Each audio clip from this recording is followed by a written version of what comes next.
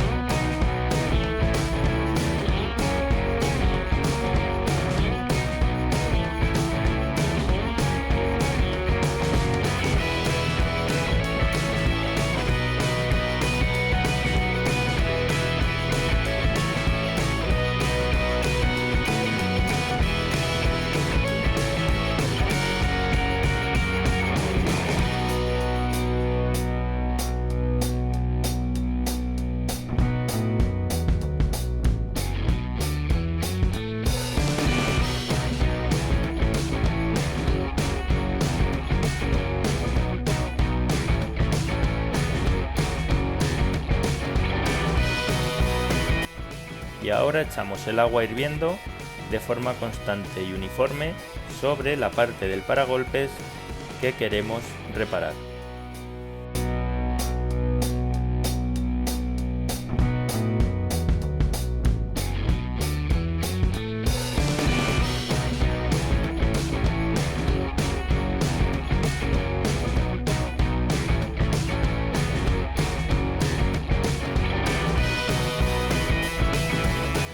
Una vez que hemos terminado de echar el agua caliente sobre la parte hundida del paragolpes, empujamos desde la parte trasera la parte hundida para intentar sacarla.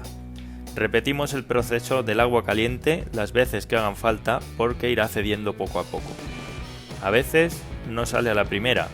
En esta ocasión lo hemos intentado 3 veces y a la tercera ha salido como esperábamos.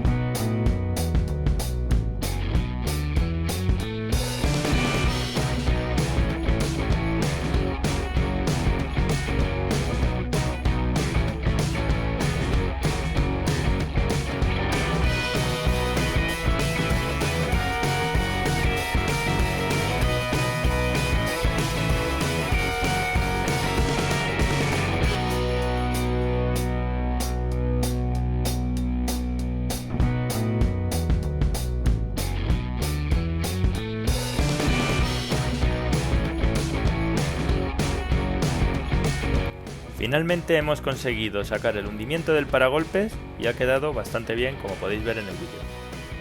No os olvidéis de volver a colocar las fijaciones para que no quede ninguna pieza suelta del guardabarros o del propio paragolpes, ya dependiendo del modelo de coche que tengáis. Si os ha gustado el vídeo u os ha servido de ayuda, podéis suscribiros en el botón correspondiente. Un abrazo a todos y nos vemos en el siguiente vídeo.